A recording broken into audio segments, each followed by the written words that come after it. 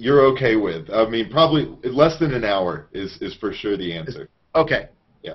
So thank you, everyone, for joining me today.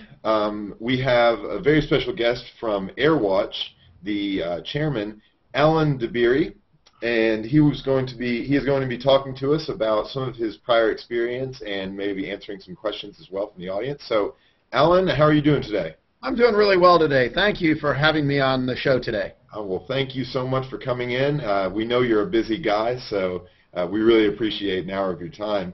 I guess I'll just jump right in. So I wanted to ask you about kind of when you got started as an entrepreneur. You went to IU and studied chemistry, and at that point, were you already walking down the entrepreneurial path, or were you kind of unsure what you were going to be doing? Oh, I was pretty unsure. I was a chemistry major in order to go to medical school. Okay. And I ended up spending a whole bunch of time in a hospital. Unfortunately, my father got ill and had a heart attack, and I spent a year with him. And it was a real eye-opener for me to find out that's not what I wanted to do for my life. And so from there, that was my senior year in college. Mm-hmm. And that's how I kind of transitioned and ended up with a master's in finance instead of on my way to medical school. Right. So what drew you to finance and business in general? Was there any sort of area of business that you were immediately attracted to? Yeah, it was the idea of not working. So I just wasn't ready. I'd had 4 great years of college, and I said, man, I'm not ready yet. I've got a lot more schooling to do. So it was the most convenient second track. And the great thing about business school is it allows you to have that transition in life, if you will. Mm-hmm. And that really was probably what it was. Definitely. So you went on to, in 1990, founded Manhattan Associates. And back then, so Manhattan Associates, for those who don't know, essentially a supply chain software company, right? Correct. Okay. And so software was a lot different in the 90s, especially the early 90s, than it is today. What did supply chain software mean when Manhattan Associates was started? Well, we were in supply chain execution, which meant logistics, distribution, the movement of product, and what supply chain software meant back then was printing pick tickets. So it was the printer in the warehouse, and the warehouse would print a pile of a stack of pick. I'll try to get my hands in there, but this big stack of pick tickets, and somebody would sort them and hand them out to people to run around in a warehouse and pick the product and put it in a box and ship it to the customer.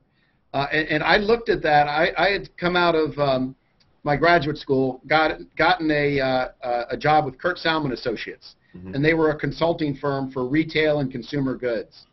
And I saw all of this technology that was taking place back in the order entry systems and the ERP systems and the merchandising systems. And then you would go into the warehouse and you'd see a pile of paper that got printed. And then people would run around from there. And I said, boy, there's got to be a way to automate this. And so my idea was to build the technology that finished up what the ERP was doing. Okay. And that's how I got into that business. So what was it like starting that? I mean, I assume you were, you were a pretty young guy at that point, pretty fresh out of school. What were the difficulties you had starting a company kind of that early on? Well, what really happened was starting in 1987, I started working with some developers from India. And the real idea of starting the company was to leverage India. And so I was way ahead of the curve. I mean, Infosys was really a few hundred people when this started. And having come out of a software or out of a consulting firm, I had the appreciation that every time you complete a project in consulting, you have to go back and rebid yourself. There's nothing sticky about it. And I said, man, this is a tough way to make a living. And so I knew I wanted to build software, and it really was, in 1990, you sort of think you're coming in late, but as you look at it today, you start to think you're coming in, I was maybe a little bit early in the whole scheme of software. Right. And the world was, in fact, changing. And so I had 2 or 3 different projects that related to software technology that I had worked on, and I wanted to take one of those and build it out. And again, it was the desire to get a little stickier with the customer. And so I had thought about order entry systems, and there was a product at the time called Industrie Mathematik, IMI, and that would have put me dead into their space.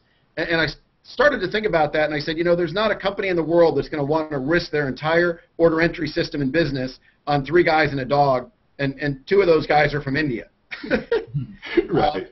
The second idea was MRP, and if you remember a company called I2, that's what those guys did, and this was supply chain. It was really supply chain planning was what they called it, but it was really a new name for MRP.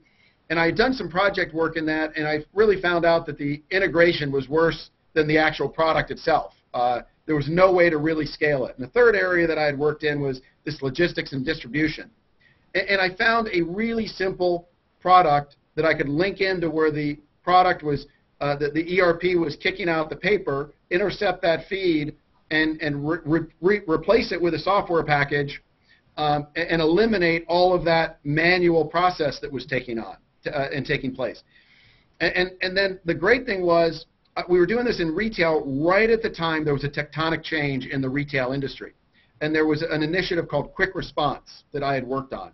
And this was the first time where an entire industry got together to collaborate.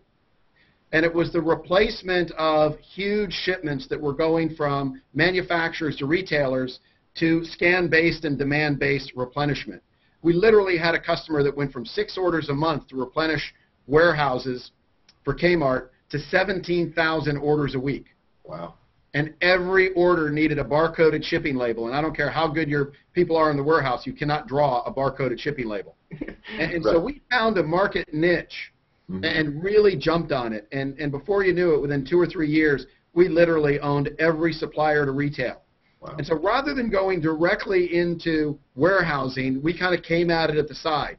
And so we weren't trying to outdo the leaders in the space that we ended up dominating. We had a niche and a differentiation and said, it's not about the inventory and the management. We guaranteed compliance to the top 100 retailers. And this, I always say, when you start in business, you've got to find a niche that's defendable.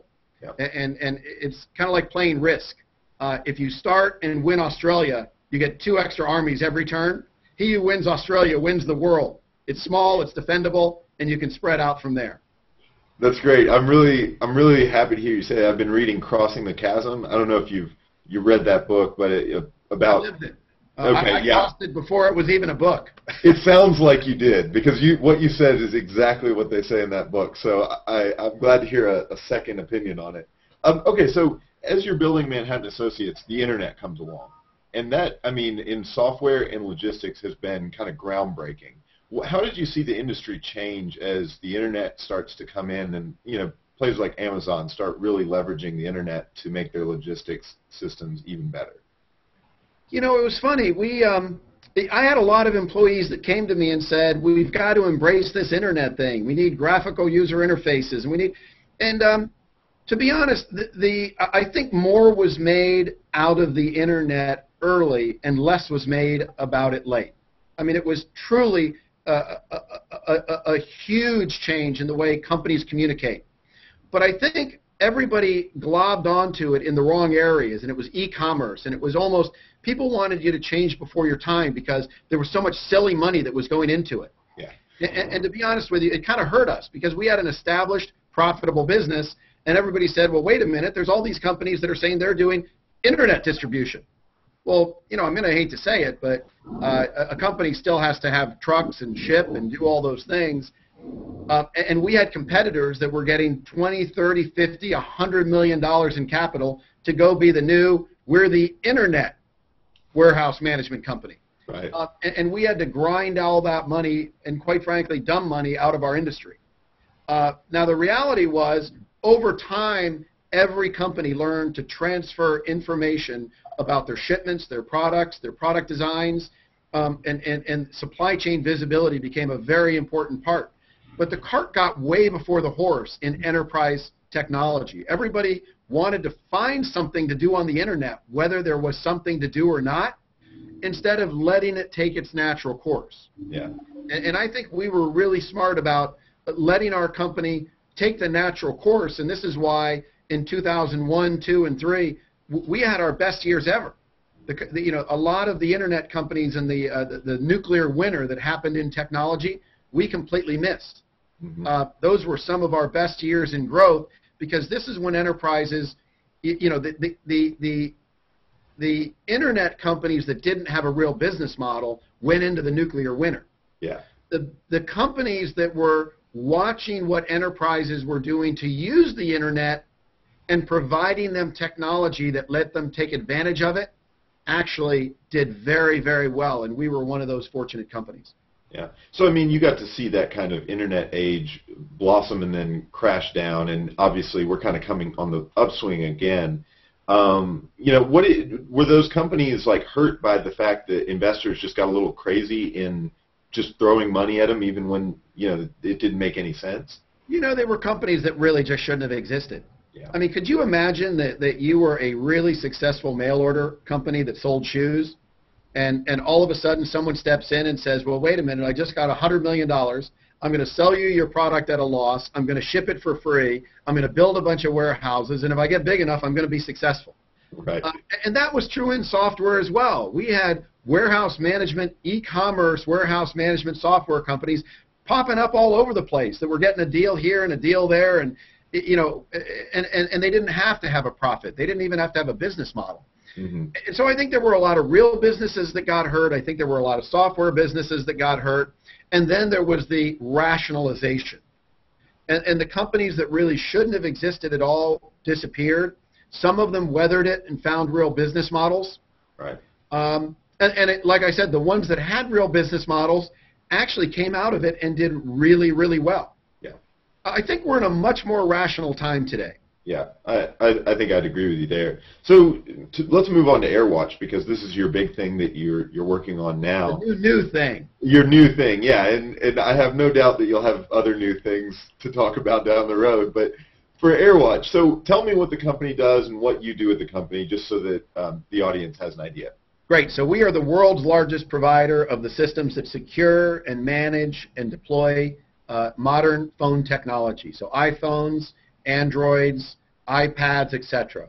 And so this can be anything from an executive or an employee that gets a corporate phone or wants to bring his own device, but really using it more as a phone with email and, of course, all the associated applications. Secondly, we do an awful lot of line of business devices. So you look at a retailer that wants to roll out mobile point of sale, or that wants a tablet as a selling tool, or at a concierge that's going to use an iPad to help assist his guest, or in the airline pilot that uses an iPad for flight charts, etc. We help the largest organizations in the world deploy applications, secure and manage those devices. We've got about 2,000 customers. We are exploding as a company. And we provide a very broad platform. We do the full configuration of the device. From the time someone picks it up, they can literally go to a URL, enter a credential, hit enter, and we set up email, calendar, contacts. We turn on the Wi-Fi. We set up the VPN. We put restrictions on the device. We download all the applications. We put on all the content. We jailbreak detect it or compromise detect it. We're the app store. We're the content manager. And through the life of that device, we manage and track it. And then when an employee leaves, we've already separated the device into a consumer side and a personal side. And so if it's the individual employee's own device, we can actually just purge all of the corporate data and leave all of his family photos and personal emails and all of that. And then, of course, if it's a corporate device, we can do a full wipe on that device when the employee leaves, so it's ready for the next employee. Right. So tell me how you kind of leverage yourself into AirWatch and mobile at all, because you know it seems like it's a little bit of a stretch from logistics. What was your transition like to get into AirWatch? Well, not at all. I mean, I've actually been dealing with these technologies for more than 20 years. When you think about warehousing and distribution, we deployed a lot of handheld technology. Every picker in a warehouse has a handheld computer, and that's really the grandfather of the modern smartphone. And then we took it from being those handheld computers to you were handing them out to people on a Coke delivery truck or a delivery truck. So now you've got the cellular connection, you've got data going to the devices. And so I had been dealing in mobile device management for more than 20 years. And it really ended with these mobile devices. And it's really where I got the appreciation that mobile was death by 1,000 cuts. Every device needs to be secured and managed and configured and supported. The end user needs to be supported. they better get their email, or they're really, really grumpy at the end of the day. And I kiddingly say I'm so blessed to be the IT manager in my own house. And I'll tell you what, a day that my wife doesn't get her emails and I get home, it's not a very good night. You multiply that problem by 100 or 1,000 or 10,000 or 100,000, and let me tell you, it's a really thankless job. Well, it seems like you've gotten into this space at the absolute perfect time, and that's probably why AirWatch has seen such success already, because, you know, smartphones weren't the thing that big companies had up until a couple of years ago, because BlackBerry was still kind of the thing. And then before that, you know, it was maybe have a PDA and a phone. You know, what made you kind of go full out for mobile, especially smartphones right now? Well, you know, I'm trying to think. I think it was Willie Horton when they asked him, why did you rob banks? And he said, that's where the money was. So we were doing mobile device management for Windows mobile devices. And I'll tell you what, it was a tough way to make a living. And we were already doing projects for people like Home Depot, where we manage more than 50,000 handhelds in their stores, and they do mobile point-of-sale transactions. But what happened was in the middle of 2010 is when Apple actually started to release the interfaces for iOS 4. Mm-hmm. And believe it or not, the smartphones weren't really adopted by the enterprise until then. Right. And there was some occasional usage, and people would put on something like a Good Technologies or a replacement email client to try to secure a little bit of data, but it was really hit and miss. Mm-hmm. And when Apple came out with iOS 4 and made it really a manageable device, a configurable by the enterprise, securable by the enterprise, it changed the world. And so we actually deployed our first smartphone project October of 2010. You don't realize how late, or really how recently this change has taken place. And so at the end of the day, I'll kind of say, Napoleon always said he'd rather his generals were lucky than good. And we were in the right place at the right time doing enough mobile device management. Apple gave us the original version of their specifications because we were credible. We were one of the first products that came out with iOS management. I think at the time we were about 100 employees. Today we're more than 500, and by the end of this year we're suspecting we're going to be pushing close to 1,000 employees. So that's how quickly we're growing. That's awesome. So that kind of leads right into my next question, which was, what's next? Because this industry of mobile enterprise can change really quickly, and you know, people are really concerned with security at this point. There's been a lot of articles, especially on Android, for security issues. But obviously, that's something that you guys take care of. Where are you kind of looking to make sure you stay on or ahead of that curve for AirWatch? Well, we're innovating every day. You know, security is a cat and mouse game. Every time you get a little smarter, the bad guys get just a little bit smarter. So, you know, today we've got, you know, we're growing as quickly as we can because it's important to be relevant. Size matters. There's going to be 1 billion of these devices in the world, and 500 million or so are going to touch an enterprise within the next 2 or 3 years. And if we're not managing 200 or 300 million of these devices, we won't be relevant. The R&D to keep up in this area is breathtaking. You know, it's not only about iOS, but you think about Android, and then it's not about Android, because for the enterprise, you've got the 3LM version of Android, and then you've got the Samsung Safe architecture, which is Samsung approved for the enterprise. And then you've got, you know, someone else who's building interfaces on top of the 3LM version.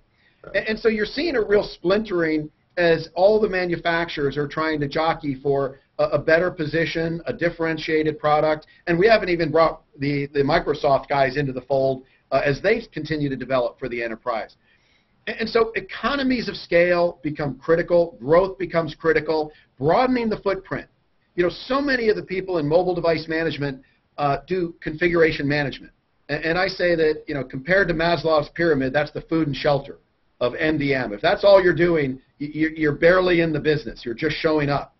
And as you go up Maslow's pyramid, it's really about the application delivery, application security. It's about content delivery and security. It's about data loss prevention. It's about giving the enterprise the security that they feel that they are able to deploy these, let employees bring in their own, but also at the same time giving the individual consumer the feeling that they still control the device and that they can do what they need on it.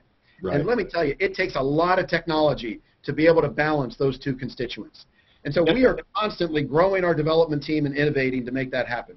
Right. I was going to say, I mean, in the future of mobile, we're seeing a lot of people talk a lot about fragmentation among the different Android, systems. Do you see that at some point a sort of dominant mobile force in enterprise, or do you think it'll stay this kind of split up between some companies using iPhones, some using Android, some using maybe Windows phones?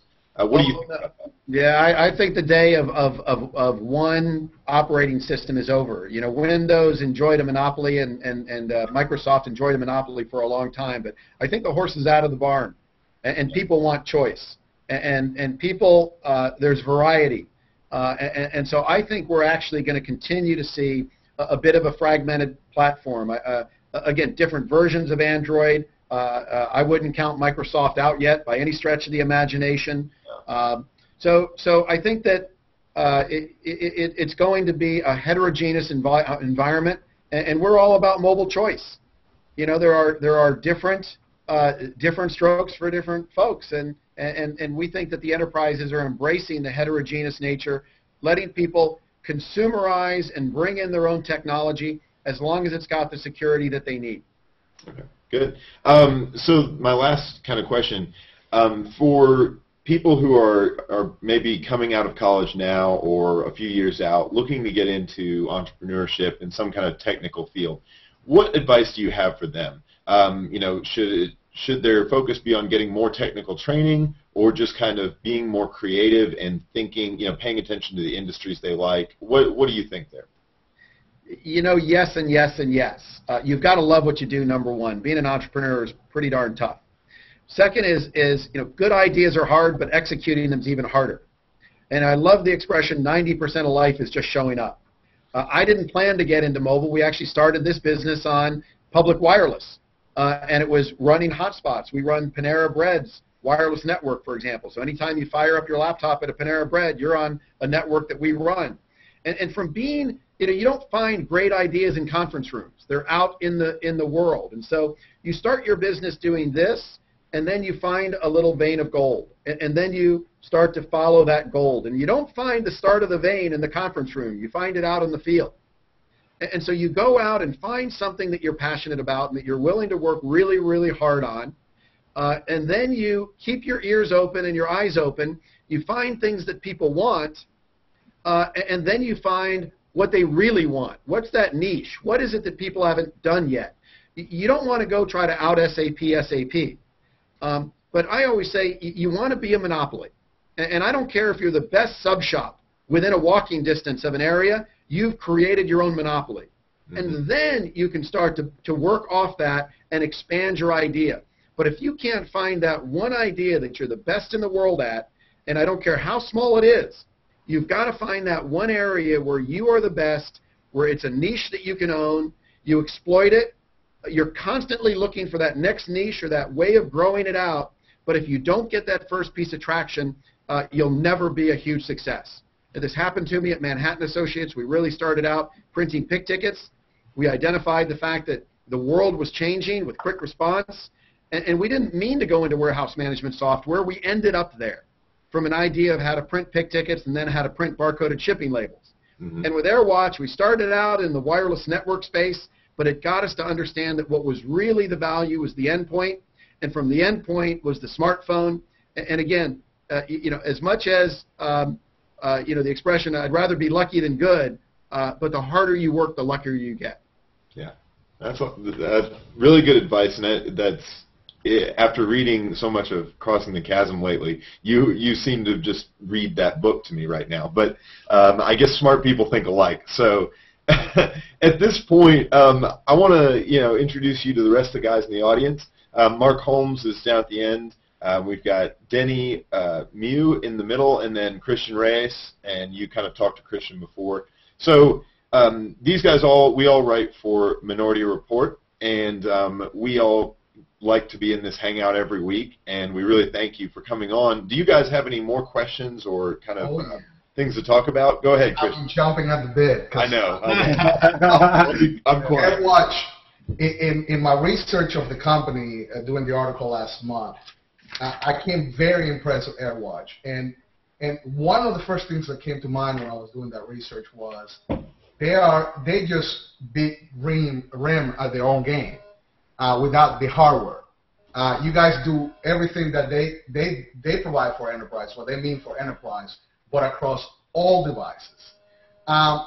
The other thing that I was very impressed, and this leads to my question, is you are the only MDM company that allows small businesses, teams of 1 or 2, to be able to enjoy the same security that a large enterprise would. Where did the decision come to be able to allow the small, because obviously your business is an enterprise and large companies, but the fact that the small guy can get into MDM with a secure a secure product that same security, the big security that the big guys can enjoy, and also be able to do it from your website and not have to talk to a sales guy that's going to try to sell me a $15,000 appliance. Isn't the cloud a wonderful thing? Excellent. The cloud is such a leveler of the playing field. And so recognizing, I always say we're in mobile and we're in cloud. Double word score, man. Yeah. You think about what Salesforce did. And Salesforce gave all the small companies equally good CRM of what Siebel was able to deliver to the big enterprises. And you know what they did? They became like a little Pac-Man. They started working their way up. And, we saw that. And we said, day one, we need to be able to handle the largest companies in the world. And today we've got customers like Lowe's that are rolling out 65,000 iPhones. And we've got customers that do 20 devices. We bring the technology to the U.S. courts and the Department of Justice and companies like this, enterprises that are the highest degree of security, but we've got law firms with 20 devices. We've got customers with 5 and 10 and 15. And by being able to be multi-tenant and to be able to scale with a system that I don't have to upgrade each customer, I've got that Salesforce cloud computing model where I can bring a new customer on in minutes. I can bring the highest degree of security to everybody. And let me tell you where this even becomes more important. Software wants to be a monopoly.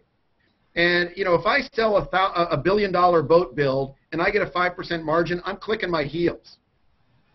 If I sell another $100 million worth of software, that immediately makes me more relevant. It goes directly into my R&D, the ability to broaden my product. My name is better. I'm more important to the manufacturers. And so the fact that I can deliver this software to both the largest companies in the world that represent about half the devices and all of the mom and pops that represent the other half of the devices, it allows me to get twice as big, twice as fast as anybody else in this market. And this is driving economies of scale where I can lower my prices and become even more relevant through market share. And it really has been a great attribute of our company. Excellent. I think that AirWatch is quite impressive in many respects. And those, as a small business owner also of a logistics company, I'm an AirWatch client, and I became a client after writing the article because I was trying to deploy a system that I could afford and not have to have an in-house appliance to provide that mobile device security. I think that for people that don't know AirWatch now, they're going to know it soon. Congratulations on that airline, on that big airline deployment that you guys signed last month. That United is a great customer, you bet. And there's a uh, great video on the Apple website where at the 2-minute mark they show our screen and what a great job we've done with those guys and what a great job they've done. So you guys have been doing a lot of recruiting in a lot of colleges lately, including Georgia Tech here in Atlanta. What are you guys looking for? Young guys coming out of school right now with technical degrees, with computer sciences. You guys are planning to expand your labor force by double it basically in the next year. Correct. What is it that you guys are, without giving too much of any secrets, where are you guys headed? Where is AirWatch headed, and where we're going to see AirWatch next? Well, we suspect we're going to be a much bigger company. I go back and use those numbers. When you think about 1 billion devices that need to be managed, with 500 million of them touching the enterprise, and us needing to have 100, 200, 300 million of those, we're building out data centers for our SaaS environment. We are broadening our technology again, in areas of content distribution, being able to edit and modify documents, data loss prevention on the devices themselves. Basically anything that people are doing on their devices, we need to be able to distribute the content, manage them, secure them, and give a company an all-in-one console to manage every device that they've got in their enterprise. Yeah, well, those are all the questions that I have for right now. Give the opportunity to Danny and Mark to ask some questions if they want to. Yeah, just one coming off that part about the data centers. You're growing out your data center network. Are you currently partnering with other providers, or is it all in-house data centers because of part of the security schema? You know, a little of both. So we run some of our own data centers. We've got data centers in Savvis and AT&T and Level 3 and Verizon, folks like that. Where we're buying space, if you will, in a colo. We have a lot of our partners that are service providers. So Vodafone globally has white labeled our technology, and they're hosting us. So we have got a number of companies that white label our technology, and you don't know that it's AirWatch. And a lot of times they're combining it with some other technology, but they're branding it and putting it out in the marketplace. And this is really fueling our growth, especially globally. So that allows you to scale super quickly. And then later on, if you want to bring in more proprietary data centers to cover the core needs where you need it. Correct. Yeah. Anybody else? Yeah, Denny, do you have any questions? I thought I made a comment. Alan, Minority Report is, as Chris would like to say, just an experiment that we've been doing for the last 6 months or so.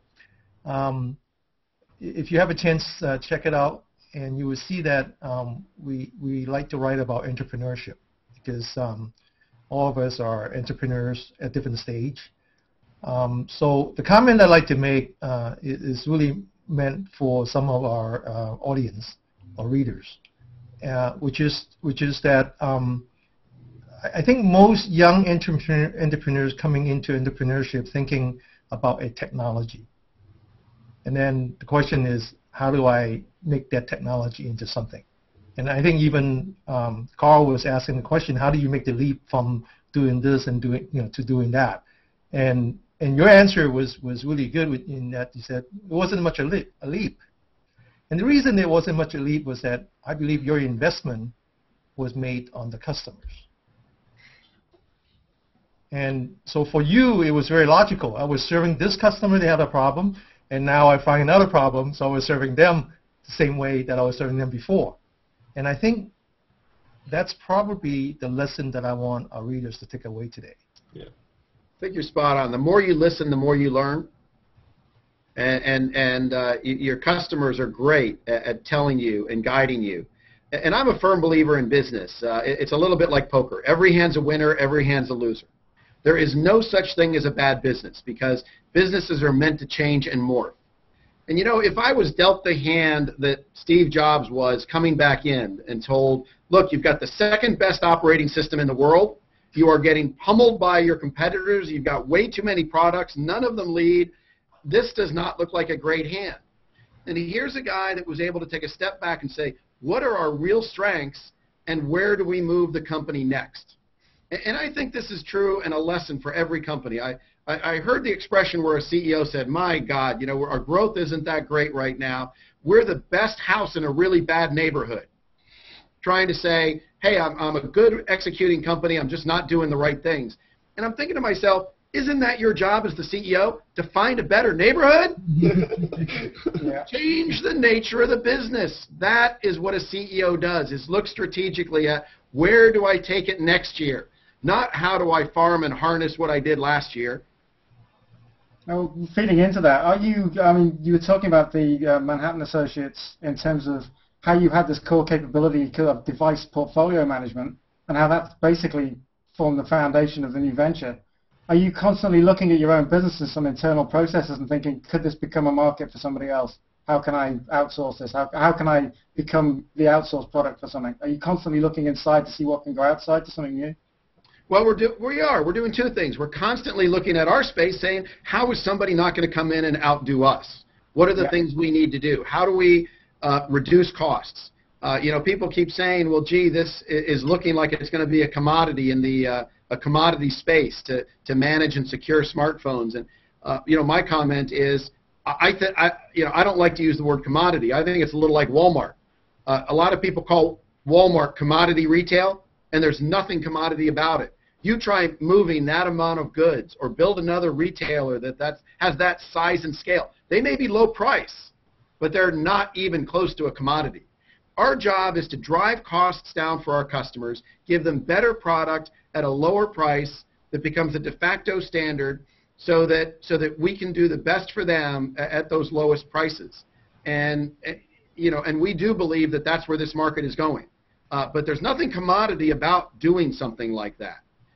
There's always going to be opportunities for the value add as well. So there's always going to be opportunities for the value add and to find new value adds that are going to enchant your customers. Absolutely. And so the second thing we're doing is constantly looking at our fringe. What are the things that we need to be doing adjacent to what we do well? We don't want to get into them too fast, and we don't want to compete with our good partners. You've got to be very clear in a business to say what you do and what you don't. And so we don't sell hardware because hardware partners do an awful lot of business with us. We don't do managed services because the Vodafones and the Enterprise Mobiles and the Intermex and the Vox Mobiles, these are all partners that are doing managed services around our product. So there are things we do and things that we're very explicit about not doing. And that's what builds great relationships, great partnerships, but allows you to grow in areas that make really conscious sense. I was going to ask about the Manhattan Associates because it's quite a good example of the growth of the company. You picked the niche and you targeted and you super hyper-focused because you could see the opportunity to grow without being in a direct competitor of powerful players. Was it your intention when you first started to think about how you could move across when you gained a power base to attack them, or did you then see them as potential partners and become... So from the outset, were you looking at it as a potential to build a power base to then move aside into them, or... Well, it was to build a power base and move into other areas, but not against the traditional players. And so we very quickly moved into broader supply chain capabilities. We moved into transportation management systems. So we built into lots of things. What we didn't do was say, oh, well, now that we have the warehouse, let's go after the order entry people. I mean, they were there and established, and you don't want to go try to beat up somebody in their strength. There are so many great ideas and new things to move into. And again, when Steve Jobs said, our business isn't to try to out-Microsoft Microsoft, he didn't stabilize the business and say, now what I'm going to do is try to replace Microsoft and the PC as the desktop. He said, wait a minute, we've gone into music and we've done the iPod. What is the next really creative place we can take our skills? And it wasn't to double down on the desktop, it was to double down on the smartphone. And he said, here's an area where it's been custodians for too long. They need innovation. And so the key to growing your business is not to try to develop a power base and then go after somebody who's doing a pretty good job in their area. Go try to go into somebody where you can really leapfrog what people are doing today. So then you're not becoming competitive to them, you're next-genning them. Yeah, it's all orientation. It's picking your orientation in the space. Yeah, that's brilliant. The beauty of business is a really valuable lesson for everybody who's watching today when they're first starting out to try and build. Focus on their tight niche and then look for every opportunity you can. Yeah. There's a great expression that says you kill where you hunt. And the key to being a successful killer is you got to choose the right grounds. And I've seen so many entrepreneurs that let the animal decide where they go hunt. And somebody comes in with a project and they take it. And then somebody comes in with another project that has no relationship to the first one, and they chase it. And all of a sudden, they're doing 5 projects with no leverageability, and they're getting no real core competence. And the discipline to pick a strategy and follow it with flexibility. I mean, if the next great idea comes in, you may want to abandon what you're doing and go do something new. So I'm not against changing strategies, but be conscious about it. Don't just take just don't take everything that comes along. They always say that the fish that chases everything that sparkles dies. Yeah. You talked about in the dot-com era some of the destructive power of high capex values, a lot of money floating around, allowing people to buy market share and destroy market value. How do you feel? Because there's a potential in a lot, even software as a service itself has that disruptive power to an extent of ripping value, so 100% of a market is now 20% of the value before, or finding a completely different business model that, for instance, if securing smartphones suddenly became something that was provided as a free service value add-on because they found another business model that paid for it from another side. So you're constantly looking at that. Is it the dynamics of the change? How do you feel about some of the big moves with some of the cloud services that do rip end user fees out of the market to find another business model to pay for it?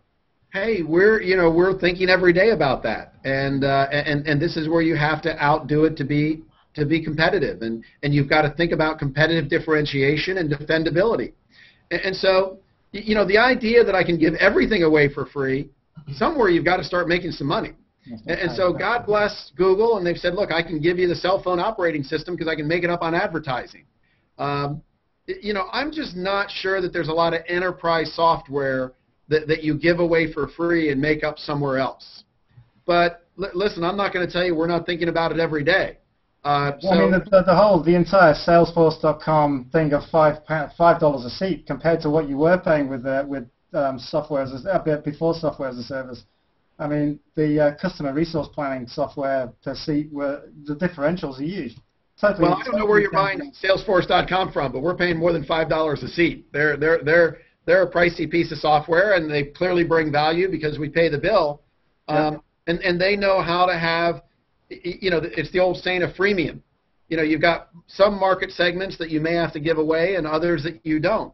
But we've all got, at the end of the day, we've all got to find a way to make a living.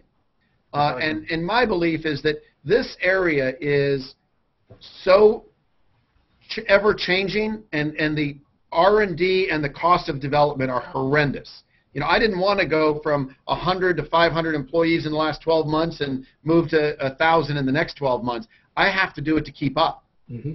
And so anybody else that wants to hire 1,000 people over the next couple of years to give a product away, God bless them. And secondly, nobody wants to have their security done by the 37th best security firm in the world. This is one that boils down to a few global, big, important players that are credible.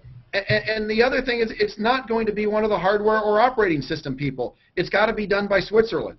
So BlackBerry saying they're going to manage iPhones is a difficult position, or Google saying we're going to give it away and manage Apple devices just as well as we do Android devices or Windows Phone. People see through a little bit of that, and they want a neutral player who really will work with all of these devices well.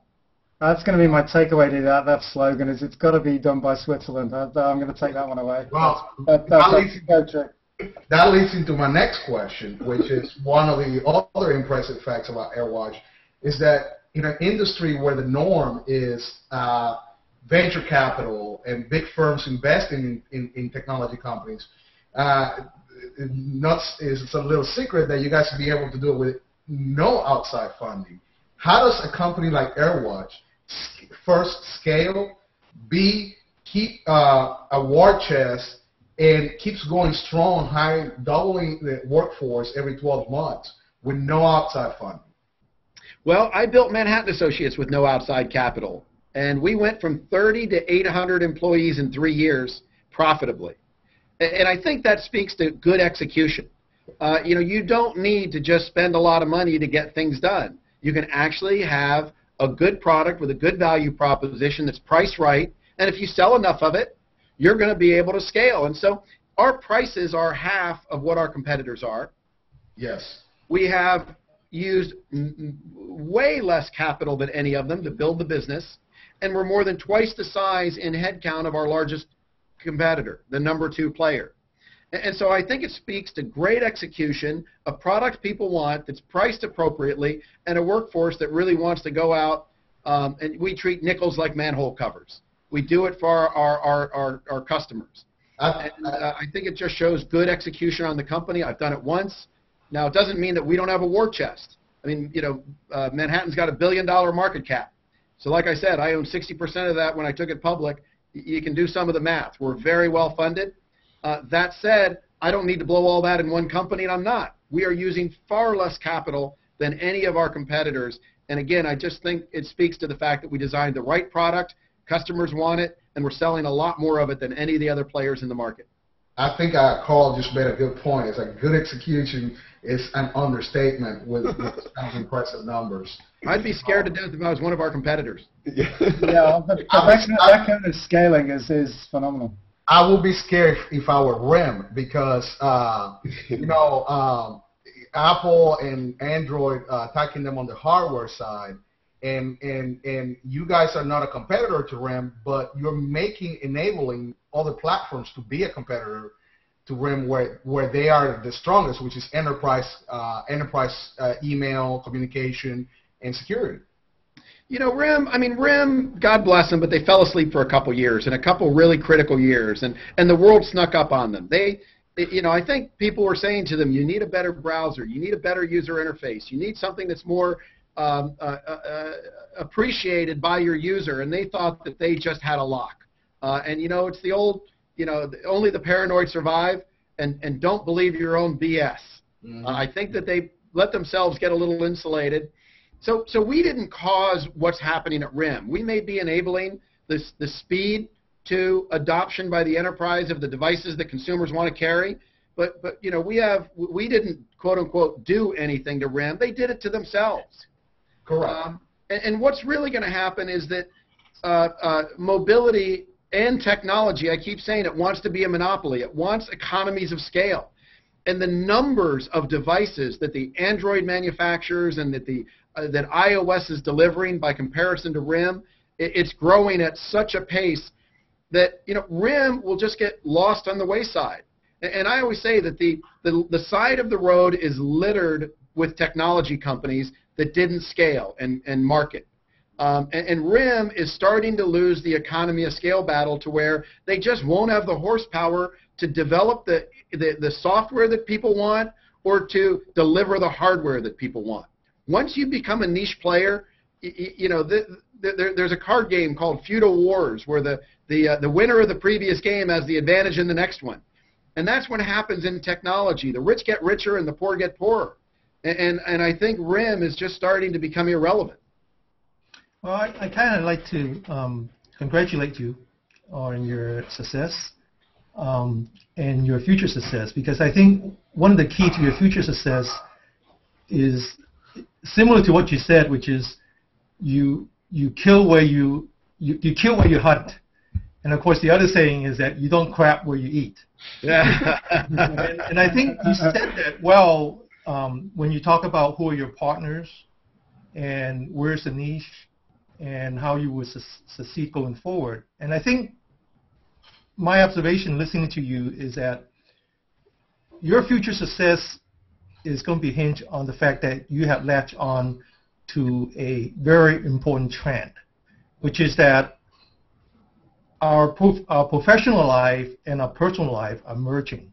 It's very difficult to say, starting at 8 o'clock in the morning, I belong to the company, but by 5, I'm my own. It is very difficult to do that now. So as a result of that, we can't just have one phone that is issued to us by our employer.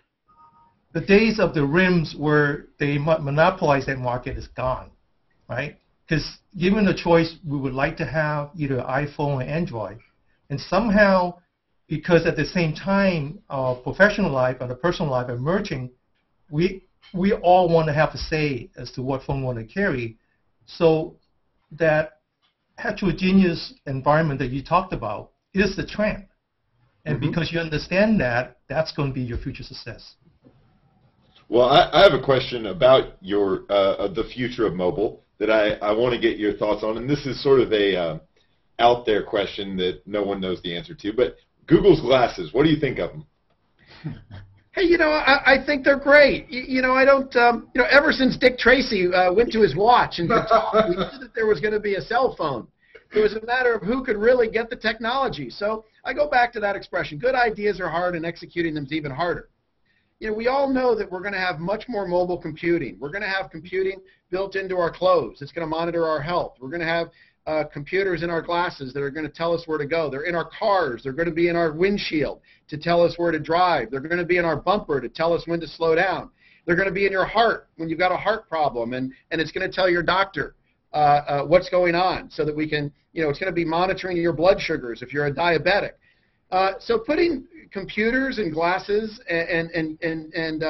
you know, it's going to ultimately maybe be a contact lens, so I don't even have to put the glasses on, and it's going to be a chip in the back of your head, because right now I'm always pulling out my phone when I can't remember someone's name and Googling or looking up a keyword or trying to remember who their kids' names were. Mm-hmm. You know, I want that embedded in the back of my head, man. I don't want to have to pull out my phone to look that up. I think I'm about to start making tinfoil hats, actually. I'm not sure about the chip in the head thing.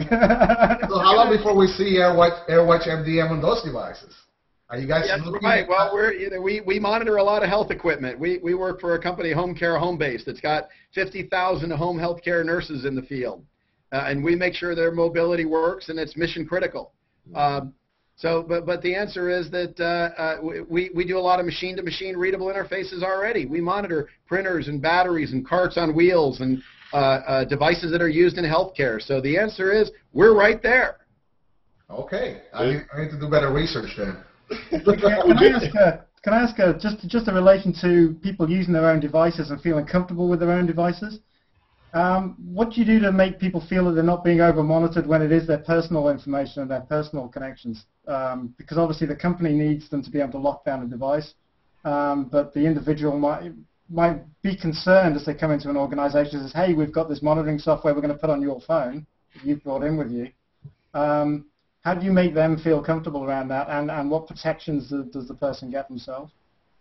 Well, you know, let's start with the fact that even with Google and Apple and this thing that happened several months ago where they were, you know, tracking GPS locations, all that, let's be really honest. AT&T has known where we've been for a long time. This was not an epiphany that nobody knew where your cell phone was. Mm-hmm. And so I think the bigger fear is, what are people going to do with this information? And, you know, we allow a company to track certain devices certain ways and other devices other ways, and have an ability to capture certain information or not capture it. And we give them the ability to put a waiver, an instruction sheet that says, these are the rules of engagement. This is what I do and this is what I don't do. And so something like we may be able to and may need to be able to see all the applications that are on a device just to make sure there's nothing really dangerous. But we would never show that information to a help desk worker, because you would never want him to know that somebody's got an epilepsy app or a learning disability app or a child diabetes app and learn something personal. This is really important, and we worked with Coca-Cola, and they checked our software out from a PII, privacy perspective, globally, because what you can do in France versus what you do in Germany, and what's legal in the UK and what's legal in China is all different. And this is where software like MDM, it all looks the same from the brochureware. But I always say, when you look out the window of a plane at 30,000 feet, Boston looks a lot like Bombay. But when you get down on the ground, you can tell they're very different places. Yeah. This is, you know, the building of the software in a way that we can protect employees. We can track a corporate device a little different than a BYOD device, a little different than a Windows mobile device that a delivery driver might be using when he's only on the job and in the corporate truck. I've got to be able to do those things differently. Yeah. And this is the power of MDM when it's coming from a sophisticated vendor that understands that different devices are being used in different ways by different constituents, and that you've got to be able to handle everything from, again, that delivery driver to, we work in education where we are very light in the management of a student. You know, they might want to put a content locker down because I've got to send e-books that I don't want cut and pasted, or I don't want 50 copies made for the other 49 students in the class. But at the same time, and I may want you to have a password on the device because you're getting certain resources, but outside of a password and not copying books, I want you to be able to do everything with no tracking or management whatsoever. Yeah. On the other hand, that may be the student platform. Yeah, and then the faculty may be a little more tightly managed, and the administrators a little more tightly managed, and the actual president of the university may be very tightly managed because, you know, he's got very confidential financial information, things like that, but he knows that, and he's taking the responsibility, but knows that he's being very tightly managed. It's knowledge. So if somebody knows, they can always. Do organizations tend to stop people from having an independent device that's their own, just in case that they use it but by accident for a call? Many times they do. We work in the investment banking community where very often they're not allowed to do personal business on it. We work for a $15 billion private equity firm, and they'll say, look, we've only got 200 employees, but every email has a term sheet. It can be a $50 million lawsuit. You know, they're a little bit more restrictive on what they allow people to do. So the answer is that there is no one answer. And so having the adaptable, extensible platform is fantastic. That's brilliant. It's got to morph to what the needs are. Excellent. Hey, well, guys, our hour time is up, and I would love to have Alan back another time in a couple months to hear about what's going on next and see everything else. But I'm going to let him go for today. Thank you so much for coming on, Alan. This was one of the most exciting and interesting conversations I've had on here in a long time. Well, thanks. I'm glad to have been here. This hour went by. I thought when this was scheduled for an hour, I said, what the heck am I going to say for an hour? And this has actually been one of the most enjoyable hours I've had as well. So I appreciate it. Hey, Carl, if I could just make one more comment. Sure. I think Alan is a very, very good teacher. I mean, I learn a lot, and then I'm sure later on when other people see this on YouTube, they will learn a lot. I wonder if would there ever be a time when this Hangout, that forum that we have, where we would invite, for example, just a first-time entrepreneur who just wanted to have a chance to kind of run through ideas and learn from more experienced people. I think that would be a really good forum to invite Alan back if he has time for that. Yeah. Because he has so much experience. He knows what's important, what's not important. That could be very, very beneficial to. Yeah, we'll definitely talk. Sometime. We'll continue to talk to your for sure. to your PR department. I think that's a great idea, though. I wanted to say thank you for Nicole Bigley for making this possible. I know that she's no longer with AirWatch, but we do appreciate her facilitating this Hangout, and we really do appreciate you coming and having this hour with us. I think AirWatch is a great company, and we'll continue to watch it closely. Great. Well, thank you guys, and have a great weekend. All right, everybody. Have a good weekend.